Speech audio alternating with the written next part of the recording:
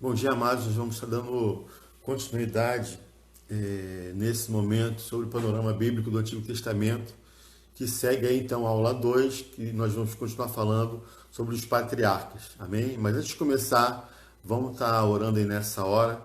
Amém? Nesse domingo tão especial, que é um domingo de Páscoa, né, onde nós estaremos celebrando hoje, enquanto igreja, juntos a ceia do Senhor. Mais tarde eu falarei sobre isso. Amém? Vamos orar então?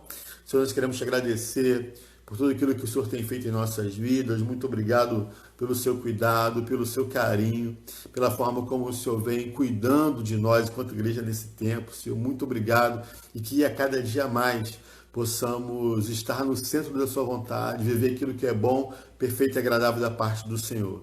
Nessa hora eu clamo a Ti, Espírito Santo, para que o Senhor fale ao meu coração, ao coração dos meus irmãos, tudo aquilo que o Senhor deseja nos ensinar nessa manhã, Senhor. Eu te peço isso em nome de Jesus e desde já te agradeço, porque nós cremos que a boa obra que o Senhor começou em nossas vidas, o Senhor há de terminar, porque essa é a Tua palavra a nosso respeito, de que o Senhor ficaria conosco até a consumação dos séculos, Senhor. É nisso que nós cremos e debaixo da Tua palavra que iremos viver, em nome de Jesus. Amém. Amém? Então, aí só para fazer uma recapitulação daquilo que a gente já viu, né? A gente está nesse ponto agora aí a respeito dos patriarcas. Então, nós vimos aí a vida de Abraão, né? Vamos estar finalizando Abraão, depois Isaac, Jacó e José.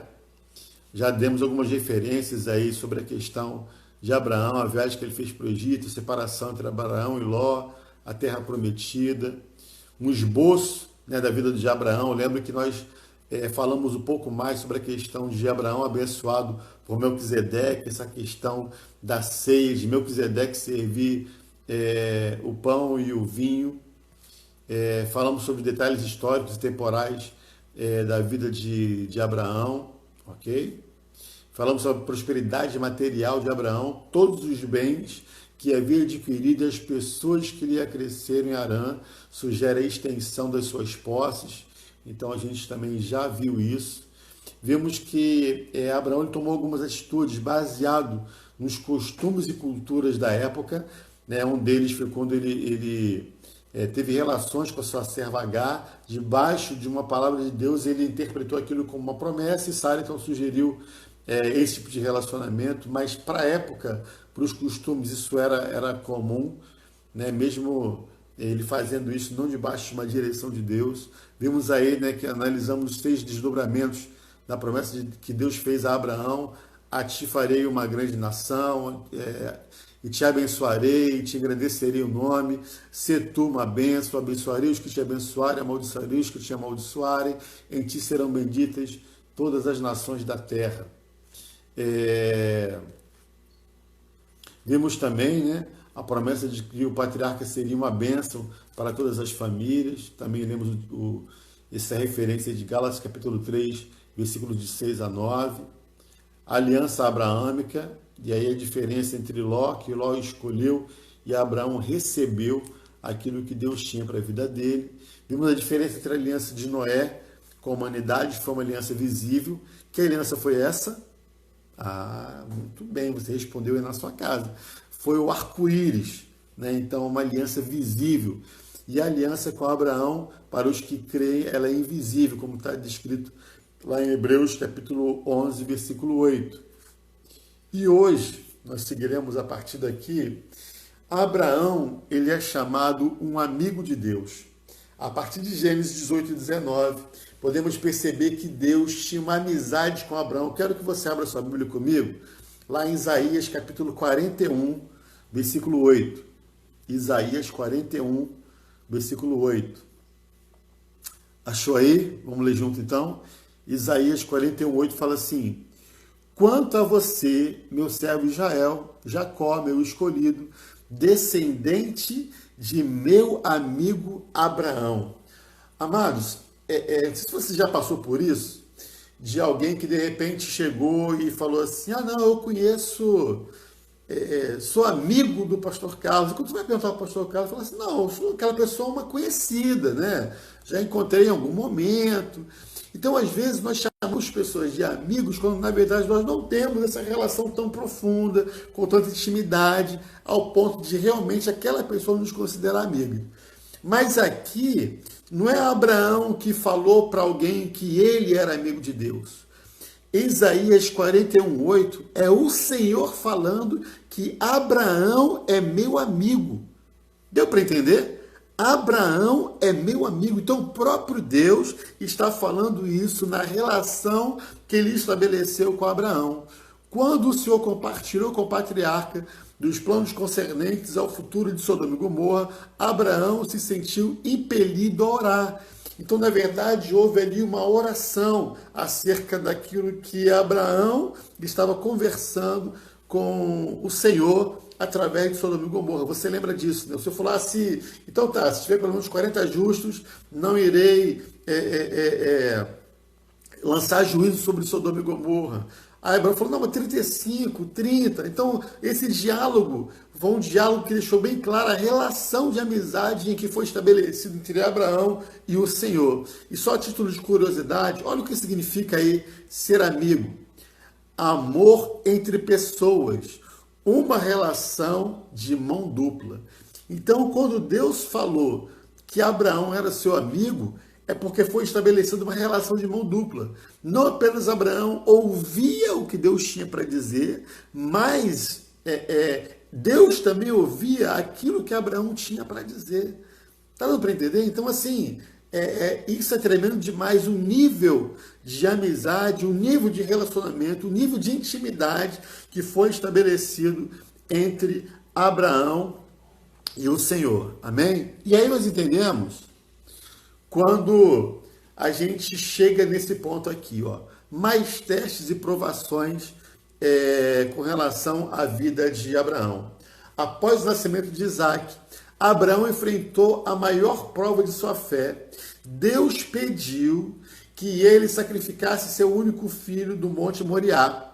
Abraão obedeceu, demonstrando acreditar que Deus era capaz de ressuscitar seu filho dos mortos. Amados, isso aqui é tremendo demais. Eu quero que você abra comigo lá no livro de Hebreus, capítulo 11, versículo 19.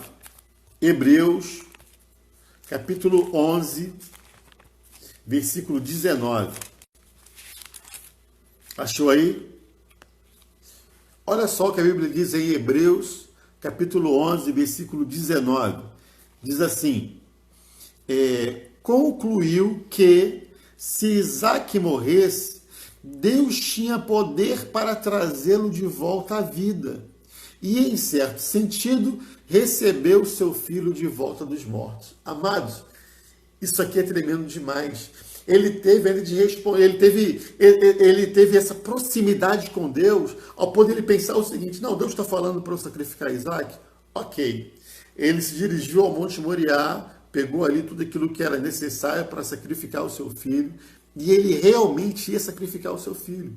Mas chegou um ponto que naquele momento, quando ele ia sacrificar, o Senhor falou assim, Abraão, o que você está fazendo? Então ali o Senhor ele deu um livramento para Abraão no que se refere o sacrifício que ele iria fazer ali, sacrificando o seu filho, obedecendo uma ordem de Deus. Deu para entender? Então, assim, isso é tão tremendo, quando diz aqui, ó, abre comigo, Gênesis 22, versículo 12. Gênesis 22, 12. Estamos juntos aí? Gênesis 22, 12 fala assim, não toque no rapaz, disse o anjo, não lhe faça mal algum. Agora sei que você teme a Deus de fato. Não me negou nem mesmo seu filho, seu único filho. Então aqui ele falou, não toque no rapaz.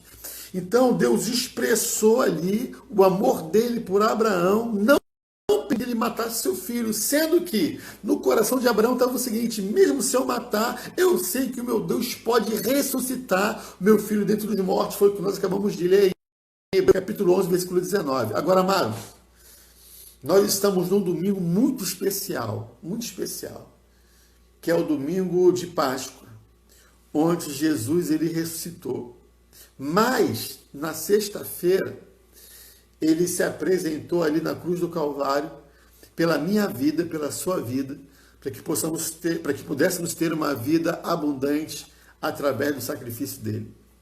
E aí eu fico imaginando o seguinte: quando Jesus ele se entregou, porque ele mesmo falou isso para Pilatos, né, isso está relatado aí nos evangelhos, quando ele falou o seguinte: não, se eu quisesse, eu rogaria ao meu Pai, e na mesma hora ele enviaria uma miríade de anjos, um exército angelical para me livrar. Mas não é você que irá me sacrificar, sou eu que estou me entregando espontaneamente. Nesse momento, o Pai olhou para Jesus e ele não poupou o seu filho. Entenda o que eu quero te dizer. O Pai Celestial olhou para o pai Abraão, se compadeceu dele e falou: não, Abraão, não sacrifique o seu filho. Eu não vou conseguir ver você sacrificando o seu filho.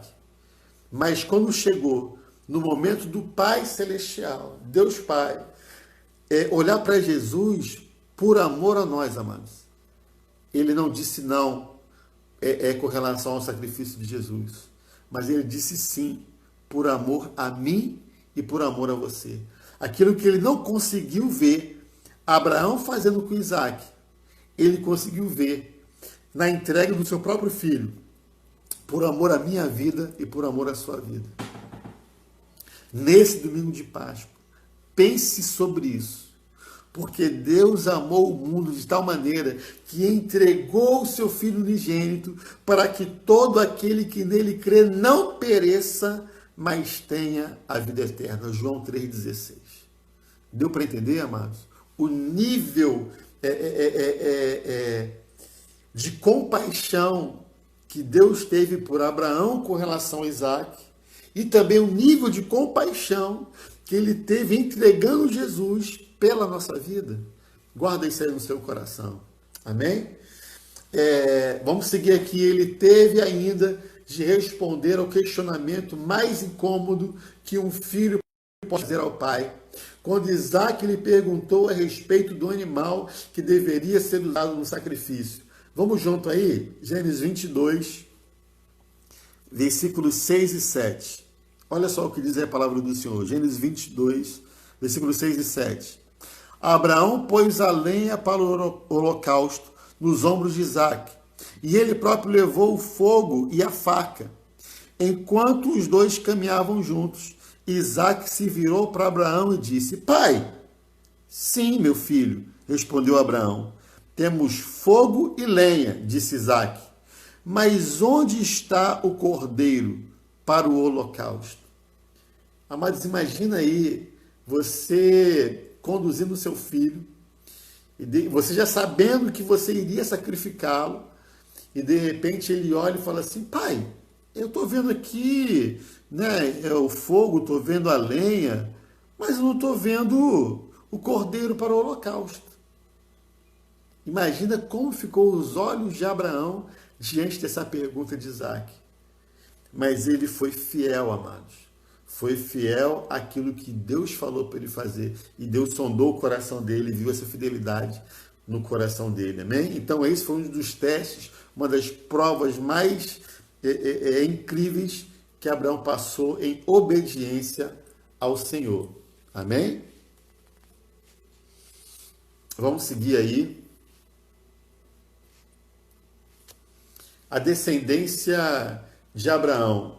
Isaac era filho de Abraão, para quem as promessas de Deus seriam confirmadas. O relato de como Abraão providenciou uma noiva para o seu filho, está descrito lá em Gênesis 24, é fascinante. Dele podemos extrair várias lições a partir da maneira como Deus guiou o servo de Abraão através da oração. Por fim, aquele homem foi capaz de trazer Rebeca à terra da promessa patriarcal para tornar-se esposa de Isaac. Então, essa descendência, aquilo que foi feito através dessa relação entre Isaac e Rebeca, traz uma série de ensinamentos para a nossa vida, essa questão da fidelidade de Abraão, em saber que Isaac não poderia se casar com uma mulher que fosse ali de um povo que não fosse o povo de Abraão. Então teve todo esse cuidado com relação à descendência que viria através de Isaac. Então Abraão teve todo esse cuidado, como está descrito aí em Gênesis capítulo 24. Amém? E é tão tremendo, amados, tudo aquilo que foi acontecendo, até mesmo a forma como Isaac se aproximou de Rebeca. Olha comigo aí, Gênesis capítulo 24, apenas o versículo 64, a partir do versículo 64. Gênesis 24, 64 fala assim: quando Rebeca levantou os olhos e viu Isaac, desceu do camelo no mesmo instante e perguntou ao servo: quem é aquele homem que vem pelo campo ao nosso encontro? Quando ele respondeu: é meu senhor, Rebeca cobriu o rosto com o véu. Depois o servo contou a Isaac tudo o que havia feito. Isaac a levou para a tenda de Sara, sua mãe, e Rebeca se tornou sua mulher. Ele a amava profundamente e nela encontrou consolação depois que sua mãe morreu. Deu para entender? É esse encontro do noivo com a noiva, esse encontro de amor, esse encontro de consolo, esse encontro de gerar uma descendência. Isso aqui nos traz uma série de lições.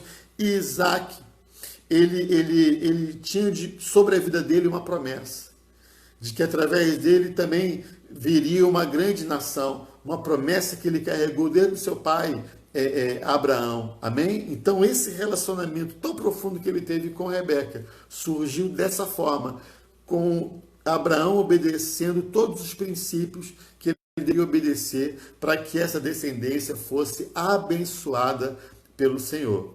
Amém? Vamos seguir então. E aí, no próximo ponto aqui, nós vamos ver essas referências em Gênesis sobre Isaac, ok? Então diz aí, a família de Isaac, Gênesis 25, isso está descrito em Gênesis 25 até o final, o meio aí, né, de Gênesis 28, ok? Então a família de Isaac, Rebeca, a mãe de gêmeos, Esaú e Jacó negociam o direito da primogenitura, Isaac se estabelece em Canaã, aliança confirmada a Isaac, as bênçãos de Deus em Isaac, a bênção patriarcal. Eu vou destacar aqui inicialmente, para a gente poder estar vendo junto aí, aliança confirmada a Isaac, ok? Então abre aí comigo Gênesis 26, a partir do versículo 1. Gênesis 26, a partir do versículo 1. Amém? Diz assim a palavra do Senhor: uma fome terrível atingiu a região, como havia acontecido antes, no tempo de Abraão. Por isso, Isaac se mudou para Gerar, onde vivia Abimeleque, rei dos filisteus. O Senhor apareceu a Isaac e disse: não desça ao Egito, faça o que eu mandar, habite aqui como estrangeiro, e eu estarei com você e o abençoarei. Com isso, confirmo que darei todas essas terras a você e a seus descendentes, conforme prometi solenemente a Abraão, seu pai. Farei que seus descendentes sejam tão numerosos quanto as estrelas do céu, e darei a eles todas essas terras. Por meio de sua descendência, todas as nações da terra serão abençoadas. Amém? Versículo 5. Farei isso porque Abraão me deu ouvidos e obedeceu ao que lhe ordenei. Meus mandamentos, decretos e instruções. Versículo 6. Portanto, Isaac ficou em Gerar. Amados, a aliança que foi feita com Abraão, ele foi obediente ao Senhor, como nós vimos aqui, desde do sacrificar Isaac, da relação que estabeleceu de amizade entre Deus e Abraão, e pela obediência de Abraão, pela promessa que foi feita a Abraão, Isaac foi tendo a mesma direção. Ou seja, aqui nós vemos uma promessa se cumprindo de geração após geração. Abraão, Isaque. Abraão foi obediente, gerou então uma bênção da continuidade da promessa de Deus agora sobre a vida de Isaque, ok? E Isaque, da mesma forma, passa a seguir ao Senhor, seguir a direção de Deus para aquilo que Deus tem para estabelecer sobre a vida dele, ok? Então, por isso que eu quis destacar aí esse ponto aí da aliança confirmada com Isaac, ok? Só que nós vamos voltar agora essa questão de Esaú e Isaac com relação à negociação do direito da primogenitura, ok? Olha o que diz aí. O estudo da vida dos dois filhos de Isaac, Esaú e Jacó, é tanto intrigante quanto desanimadora. Jacó tirou vantagem de seu irmão ao comprar dele o direito da primogenitura. Só para lembrar aqui, né? O nome Jacó significa usurpador, ok? Então Jacó tirou vantagem do seu irmão ao comprar dele o direito da primogenitura.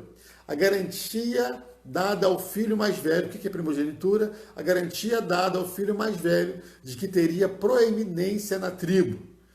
E fez um complô juntamente com sua mãe Rebeca para enganar Isaque e se apossar indevidamente de sua bênção. Então, isso está descrito também aí em Gênesis 25, a respeito do comportamento que Rebeca teve com relação a Isaque, enganando Isaque através de uma estratégia ali, para que a bênção estivesse sobre a vida de Jacó e não sobre a vida de Esaú. Em contrapartida, mas também qual foi o comportamento de Esaú? Esaú demonstrou falta de fé em Deus, perda de senso, de valores e indiferença para com o seu direito como primogênito. Abra aí comigo Gênesis 25, versículo 31. Gênesis 25, versículo 31. Estamos juntos aí? Amém? Diz assim a palavra do Senhor, Gênesis 25, 31. Tem, respondeu Jacó, mas em troca, dei-me seus direitos de filho mais velho. Versículo 32. Olha o que Esaú respondeu. Estou morrendo de fome, disse Esaú. De que me servem meus direitos de filho mais velho? Mas Jacó disse, primeiro jure que seus direitos de filho mais velho agora são meus. Esaú fez um juramento e desse modo vendeu todos os seus direitos de filho mais velho a seu irmão Jacó. Então Jacó deu a Esaú um pedaço de pão e um ensopado de lentilhas. Esaú comeu, levantou-se e foi embora. Assim ele desprezou seu direito de filho mais velho. Ele desprezou seu direito de filho mais velho. Amados, aqui a gente pode também tirar um ensinamento de como uma pessoa cansada ou uma pessoa com fome toma atitudes precipitadas. Amém? Então, nesse tempo aí, busque ao Senhor, renove suas forças no Senhor, se alimente da palavra do Senhor, se alimente do Senhor, para você não abrir mão de coisas tão preciosas que Ele tem te dado, que Ele tem prometido, que Ele tem plantado no seu coração. Não perca o que é mais precioso, aquilo que é da ordem da eternidade, pelas circunstâncias e pelos momentos comuns. Não busque se saciar das coisas que são passageiras, amados, mediante daquilo que é eterno. E Esaú, nesse momento aqui, não teve esse entendimento. Estava cansado e com fome e falou assim, o que me adianta um direito de primogenitura se agora eu estou cansado, se agora eu estou com fome e se eu tenho uma necessidade agora, nesse momento. Então, por uma necessidade momentânea, ele resolveu abrir mão daquilo que poderia fazer toda a diferença na vida dele. Mas Jacó, ele tinha esse entendimento do que significava o direito da primogenitura. Ok? Então, isso aí que aconteceu aí nesse momento. Amém? Vamos seguir agora aqui. Aqui tem algumas referências acerca dos gêmeos, né? Da relação que foi estabelecida aí entre eles. Então, Jacó na casa de Labão, está descrito aí a partir do versículo 28, né? do capítulo 28, a partir do versículo 10 até 32:2, né? E também aí o sonho em Betel, a família e riquezas, deixando a casa de Labão, Jacó retorna a Canaã, a reconciliação de Esaú e Jacó, os filhos de Jacó e o sepultamento de Isaac. Eu quero destacar desses pontos aí, o primeiro, o sonho em Betel. Vá lá comigo em Gênesis 28, versículo 12. Gênesis 28, versículo 12. Sempre lembrando aqui, eu estou entendendo que você está lendo comigo aí, né, o livro de Gênesis, ou de repente você já leu aqui, a gente está só aprofundando alguns pontos. É fundamental que você tenha lido. Amém, amados? Isso aí é fundamental, ok? Então, vou destacar dessas referências aí acerca dos gêmeos, o sonho em Betel, Gênesis 28, eu vou destacar aí só o versículo 12. Vamos ler comigo aí. Enquanto dormia, sonhou com uma escada que ia da terra ao céu e viu os anjos de Deus que subiam e desciam pela escada. Amém? Então aqui a gente vê o seguinte, que Abraão ele teve encontros tremendos com o Senhor. E um deles nós lemos aqui, que foi lá com Melquisedeque. Aqui agora a gente está vendo essa descendência dele, né? E agora aqui na vida de Jacó, um sonho, algo tremendo que aconteceu aqui com ele. Ele viu, como está descrito aqui em Gênesis 28:12, uma escada que ia da terra ao céu e viu os anjos de Deus que subiam e desciam pela escada. Vamos avançar mais um pouco aí? Vai lá no versículo 15, Gênesis 28. Além disso, estarei com você e o protegerei aonde quer que vá. Um dia trarei você de volta a essa terra. Não deixarei quanto não tiver terminado de que lhe dar tudo o que prometi. Versículo 16. Então Jacó acordou e disse: certamente o Senhor está nesse lugar, e eu não havia percebido. Contudo, também teve medo e disse: como é temível este lugar! Não é outro senão a casa de Deus, é a porta para os céus. Amém? Então, nesse momento aqui, ele chamou esse lugar de Betel, como está descrito no versículo 19, de Gênesis 28. Chamou o lugar de Betel, embora anteriormente se chamasse Luz. Amém? Então aqui esse encontro marcou a vida de Jacó de forma muito tremenda. Amém? Desse relacionamento, Deus falando ali o coração dele, daquilo que estaria estabelecendo na vida dele. Amém? Então isso é muito tremendo. Outra coisa que eu gostaria de destacar dessa relação aí entre os gêmeos foi a reconciliação de Esaú e de Jacó. Abra aí comigo Gênesis, capítulo 33. Gênesis, capítulo 33, versículos de 1 a 4. Gênesis 33, versículos de 1 a 4. Achou aí? Amém? Diz assim a palavra do Senhor. Jacó levantou os olhos e viu Esaú aproximando-se com seus 400 homens. Assim dividiu os filhos entre Lia, Raquel e as duas servas. Colocou as servas e os filhos delas à frente, Lia e seus filhos em seguida, e Raquel e José por último. Por quê? Por que isso, amado? No sentido de proteção, Raquel era a mulher a quem Jacó amava. Amém? E ali também o seu filho José por último. Jacó passou à frente e, ao aproximar-se de seu irmão, curvou-se até o chão 7 vezes. Versículo 4. Esaú correu ao encontro de Jacó e o abraçou, pôs os braços em volta do pescoço do irmão e o beijou, e os dois choraram. Amém, amados? Quando Jacó estava voltando para sua casa, mediante uma promessa de Deus, aquilo que ele teve, aquele encontro tão poderoso com Deus, então ele está voltando. Mas no coração dele, ele tinha um questionamento. Como vai ser o meu retorno? Como vai ser a recepção do meu irmão diante daquilo que eu fiz a ele? Então ele já foi temendo o irmão, ele não sabia o que queria acontecer. Mas nesse momento aqui, de Gênesis 34, houve cura no relacionamento entre Esaú e Jacó. Houve liberação de perdão, houve cura, houve restauração familiar.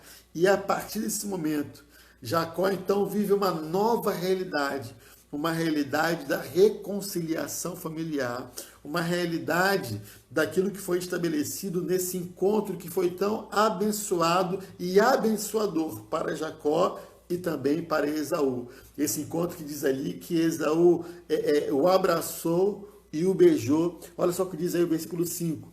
Então Esaú viu as mulheres e as crianças e perguntou: quem são essas pessoas que estão com você? Jacó respondeu: são os filhos que Deus, em sua bondade, concedeu a seu servo.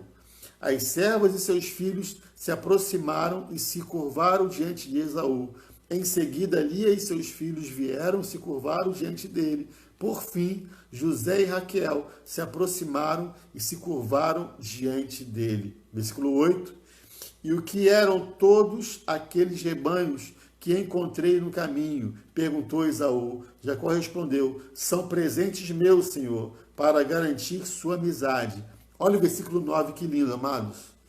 Meu irmão, eu já tenho muitos bens, disse Esaú. Guarde para você o que é seu. Amém?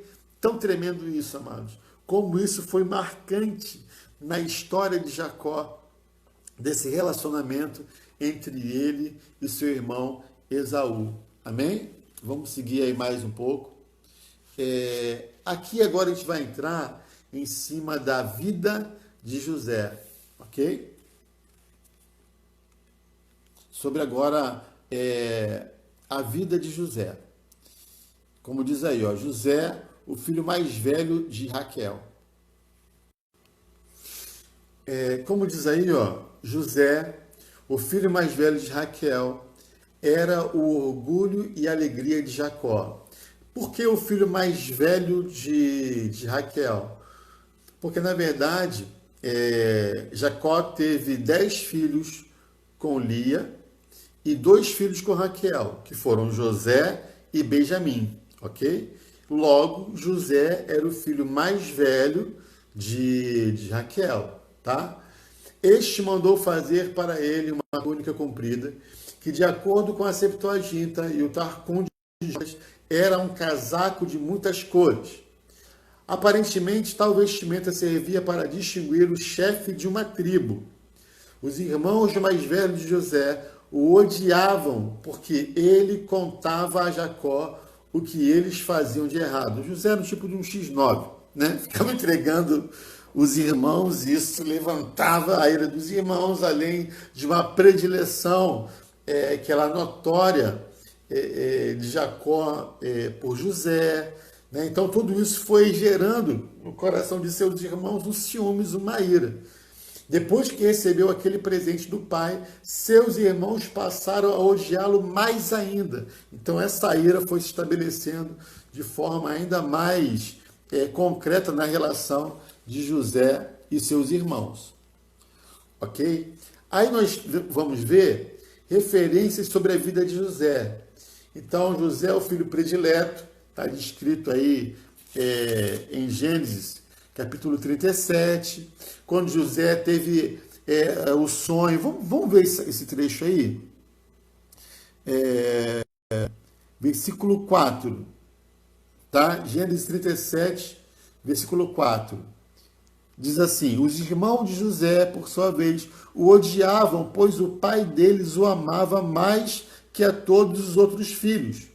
Não eram capazes de lhe dizer uma única palavra amigável. A relação deles era extremamente conflitante. Versículo 5. Certa noite, José teve um sonho, e quando contou a seus irmãos, eles o odiaram ainda mais. Ouçam este sonho que tive, disse ele. Estávamos no campo, amarrando feixes de trigo. De repente, meu feixe se levantou e ficou em pé, e seus feixes se juntaram ao redor do meu e se curvaram diante dele. Versículo 8. Seus irmãos responderam: você imagina que será nosso rei? Pensa mesmo que nos governará? E o odiaram ainda mais por causa de seus sonhos e da maneira como os contava. Então, assim, amados, esse ódio dessa relação de José e seus irmãos só foi aumentando. Tudo aquilo que ele fazia, de repente, já era motivo deles estarem odiando a José. Quanto mais depois que José contou esse sonho. Não, tive um sonho de que os outros feixes, que eram vocês, iriam se curvar diante de mim.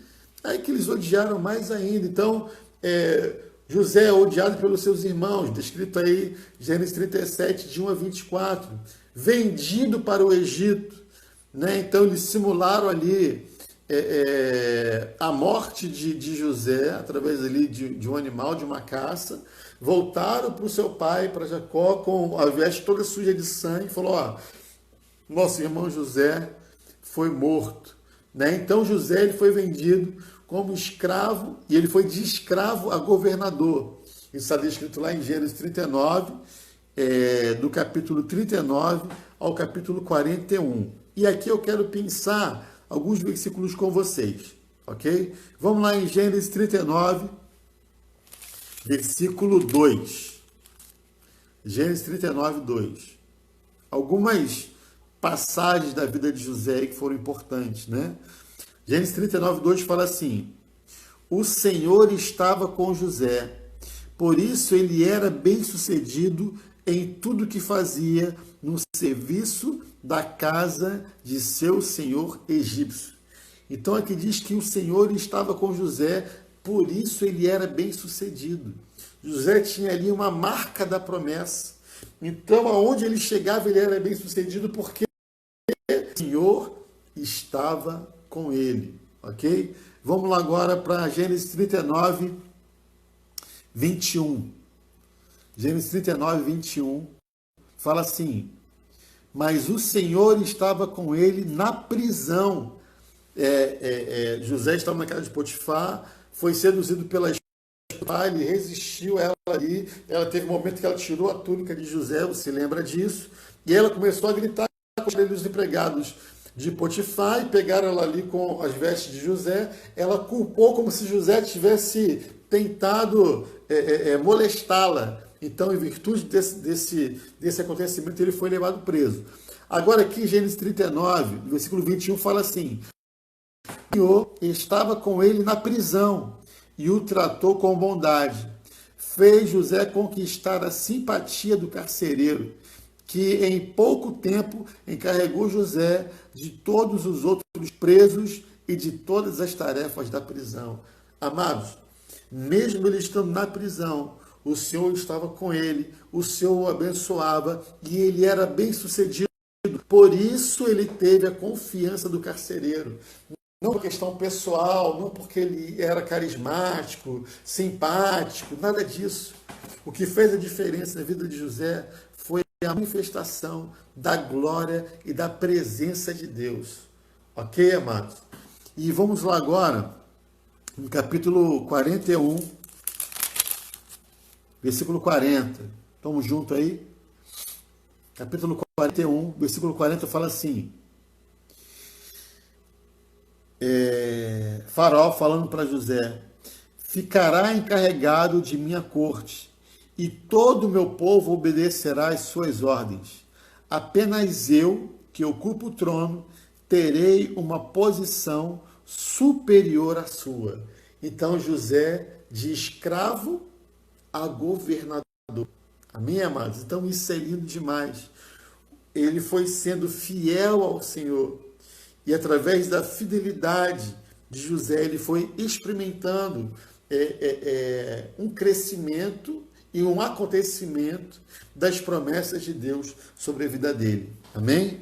Então, eu declaro, né, sobre a sua vida nesse tempo que a sua fidelidade irá gerar o acontecimento das promessas de Deus sobre a sua vida. Amém? Eu quero dizer, amados, que esse é o tempo promessa de Deus sobre a minha vida e sobre a sua vida, amém? Tudo aquilo que o Senhor falou sobre a sua vida, continue obedecendo, continue sendo fiel, continue se firmando nas promessas do Senhor, porque eu creio que as promessas de Deus acontecerão sobre a sua vida, assim como aconteceram também na vida de José, amém? Então tem outras referências aí, José, a interpretação dos sonhos, a primeira autoridade, Abraão, acabamos de ler aqui, ok? Mais algumas referências aí. José e seus irmãos, descrito aí de Gênesis 42 até 45. José se revela aos seus irmãos, a família de José se estabelece no Egito, as bênçãos patriarcais, o sepultamento de Jacó em Canaã e a esperança de José para Israel. Eu quero destacar aí as bênçãos patriarcais. Vá lá comigo, Gênesis 47, versículo 29. Gênesis 47, versículo 29. Estamos juntos aí? Amém? Fala assim a palavra do Senhor. Gênesis 47, 29. Quando se aproximava a hora de sua morte, Jacó chamou seu filho José e lhe disse: peço que me faça um favor, coloque sua mão na minha coxa e jure que mostrará sua bondade e lealdade a mim, atendendo a esse último desejo. Não me sepulte no Egito. Quando morrer, leve o meu corpo para fora do Egito e sepulte-me com meus antepassados. José prometeu: farei como o Senhor me pede. Versículo 31. Jure que o fará. E insistiu. José fez o juramento e Jacó se curvou humildemente à cabeceira de sua cama. Amém? Então aqui, Jacó via em José o cumprimento da promessa que foi feita sobre a vida dele. E ele sabia que chegaria um tempo onde eles sairiam dessa terra, eles deixariam de ser estrangeiros para herdar e para se estabelecer na terra prometida por Deus. Por quê? Porque Jacó já ouvia isso de Isaac, aquilo que Isaac ouviu. Então, quando a gente está estudando aqui os patriarcas, é para nós podermos observar de que os planos do Senhor, eles nunca são frustrados. E uma forma como isso passava geração após geração era na mesa, amados. Na mesa da comunhão. Eles contavam ali as histórias uns dos outros, daquilo que era a promessa de Deus, daquilo que Deus ia estabelecendo. Então Abraão, ele foi falando de forma muito contundente a Isaac acerca do relacionamento dele, da intimidade dele com Deus, de Deus ter o chamado de amigo. E da mesma forma depois Isaac foi contando isso para Jacó, e Jacó, ele percebeu, ele introjetou aquilo que ele aprendeu com o seu pai Isaac no coração dele, ele foi passando para sua descendência. E nesse momento aqui, um pouco antes dele morrer, ele chega para José e fala assim: José, eu ouvi de Isaac, que ouviu de Abraão, que nós iríamos para uma terra prometida. Então eu quero te pedir uma coisa: leve os meus ossos para esse lugar. Eu não quero ficar no Egito, mas eu quero estar junto dos meus antepassados. Isso tinha um significado muito grande, amados, para a vida deles. E José, então, disse sim para esse pedido do seu pai, falando que ele iria concretizar o desejo do seu coração. Amém? Então, isso é muito tremendo quando diz aí, né, acerca do sepultamento de Jacó em Canaã. Amém? Eu quero destacar esse último ponto, a esperança de José em Israel. Vamos lá comigo em Gênesis capítulo 50, versículo 12. Gênesis 50, versículo 12.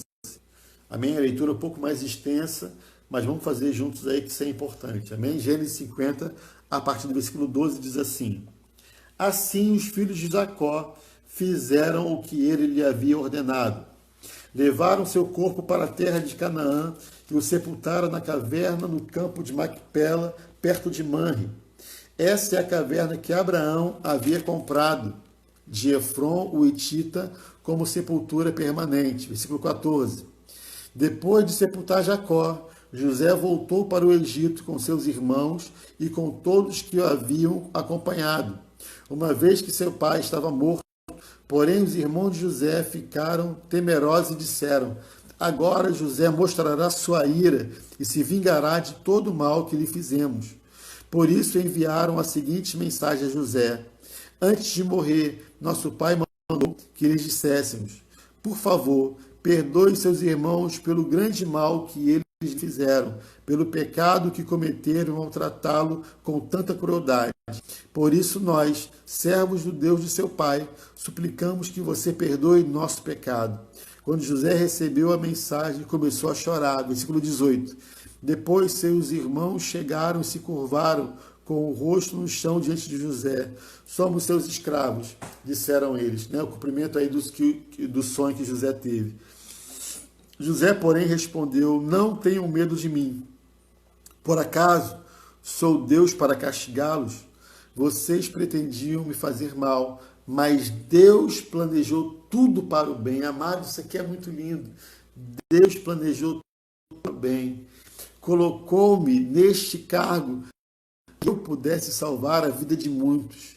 Não tenham medo, continuarei a cuidar de vocês e de seus filhos. Desse modo, ele os tranquilizou ao tratá-los com bondade. Amado, José tinha essa convicção daquilo que Deus tinha preparado para a vida dele, amém? Versículo 22, José e seus irmãos e suas famílias continuaram a viver no Egito.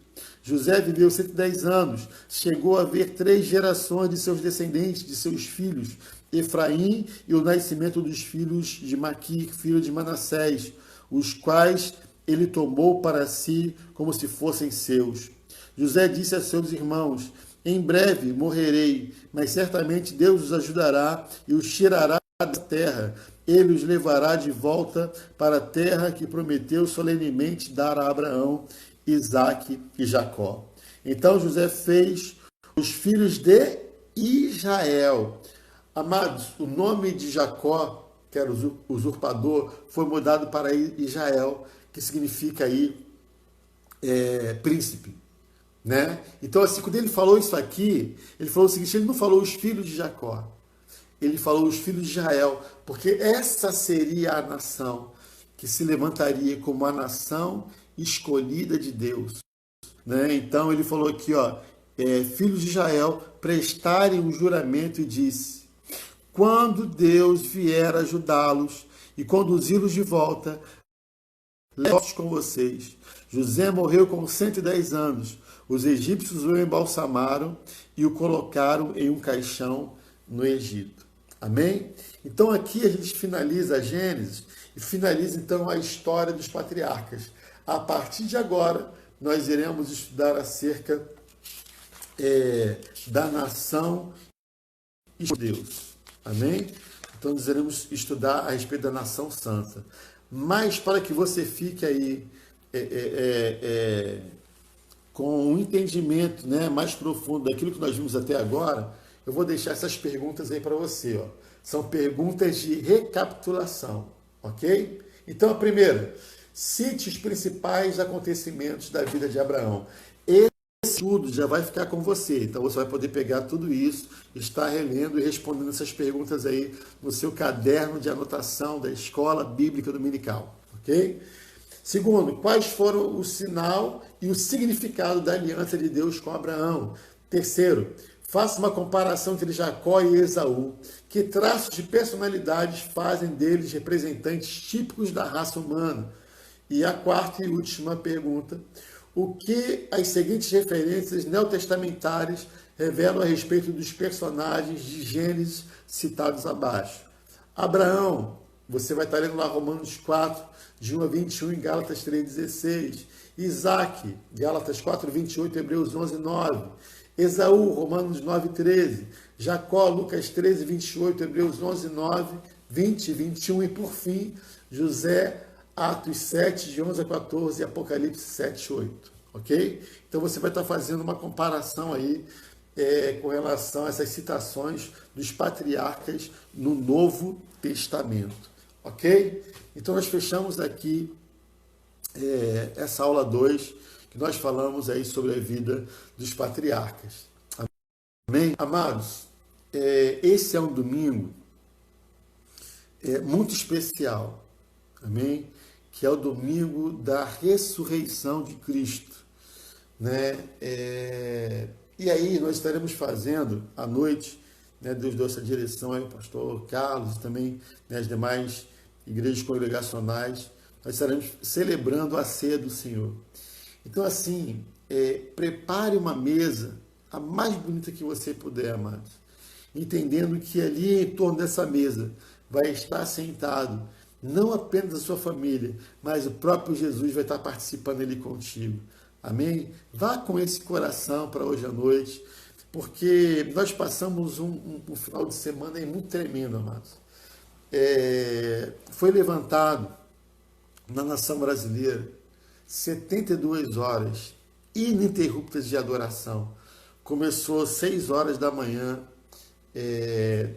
da quinta-feira e se encerrou às 6 horas da manhã hoje, no domingo, e foi uma grande bênção. 72 horas ininterruptas de adoração. Foi algo muito tremendo. E várias situações estão acontecendo nesse final de semana, sabe?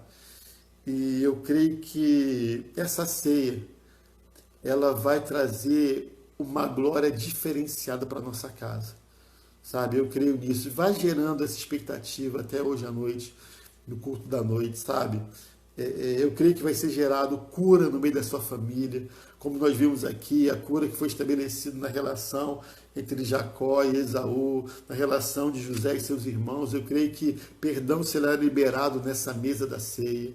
Eu creio que cura acontecerá na mesa da ceia, cura da alma, cura física. Eu creio que o derramar do Espírito Santo ocorrerá nessa mesa da ceia. Eu creio que quando você partir o pão, os seus olhos serão abertos de forma espiritual para você entender tantas coisas que você ainda não estava entendendo, como aconteceu quando Jesus partiu o pão ali, diante daqueles discípulos que estavam indo para o caminho de Esaú, de Emaús. Quando Jesus partiu o pão, a palavra do Senhor diz que os olhos daqueles discípulos se abriram. Eles ficaram assim, nosso coração estava queimando, mas nós não estávamos enxergando, mas o Mestre está aqui. E a partir daquele partir do pão, eles retornaram para continuar vivendo debaixo da promessa, do querer e da vontade de Jesus. Então eu creio que o partir do pão vai estar renovando ministérios, vai estar renovando aquilo que é a promessa de Deus sobre a nossa vida. Então assim, crie uma expectativa para a ceia dessa noite. Amém?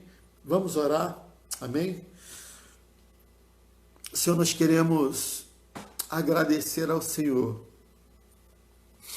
por tudo aquilo que o Senhor está fazendo na nossa casa, está fazendo na nossa igreja local, está fazendo na nossa cidade, no nosso estado, na nação, Senhor, do Brasil. Muito obrigado, Senhor. Muito obrigado. Muito obrigado. O Senhor nos escolheu para esse tempo. Nos escolheu para esse tempo. É um privilégio viver nesse tempo, Senhor. E eu clamo para que, no poderoso nome do Senhor Jesus, que tudo aquilo que nós estudamos aqui, que essa palavra ela permaneça no nosso coração e dê fruto, Senhor. E que hoje à noite, Senhor, hoje à noite, o Senhor possa estar em nossa casa, Senhor. Estar participando da nossa mesa. Assim como o Senhor entrou, em nome de Jesus, nas casas, Senhor, nas casas, de maneira tão especial, o Senhor entrou ali na casa, Senhor, em nome de Jesus, de Pedro, e ali o Senhor gerou cura da sogra dele. Eu creio que o Senhor estará também gerando cura, Senhor, cura em nossas casas, salvação em nossas casas nesse tempo, Senhor. Em nome de Jesus, assim como o Senhor entrou na casa de Zaqueu, gerando ele salvação, como o Senhor declarou essa noite. Houve salvação nessa casa. Que haja salvação em nossas casas, em nossos lares nesse tempo, Senhor. Nós pedimos isso em nome do Senhor Jesus. Queremos exercer nesse tempo o nosso sacerdócio, Senhor. O nosso sacerdócio. Nós queremos te agradecer pelas revelações que o Senhor nos dá nesse tempo, pelas palavras que o Senhor tem nos dado, Senhor, nesse tempo. E nós temos a certeza e a convicção de que nós sairemos, Senhor, desse momento onde nós estamos em nossa casa, de maneira muito mais fortalecida individualmente, de maneira muito mais fortalecida enquanto família, Senhor, enquanto igreja. Nós declaramos isso e te agradecemos, porque em meio de uma situação contrária, o Senhor está nos guardando para nos fortalecer ainda mais, Senhor. Nós te agradecemos por tudo aquilo que o Senhor já fez, por tudo aquilo que o Senhor tem feito, por tudo aquilo que o Senhor há de fazer em nossas vidas, em nossa casa, em nossa família, em nossa igreja, Senhor. Que tudo que viemos a viver seja sempre para a sua honra, para a sua glória e para o seu louvor. Muito obrigado. Em nome de Jesus. Amém. Amém, meu irmão. Que Deus te abençoe. Em nome de Jesus.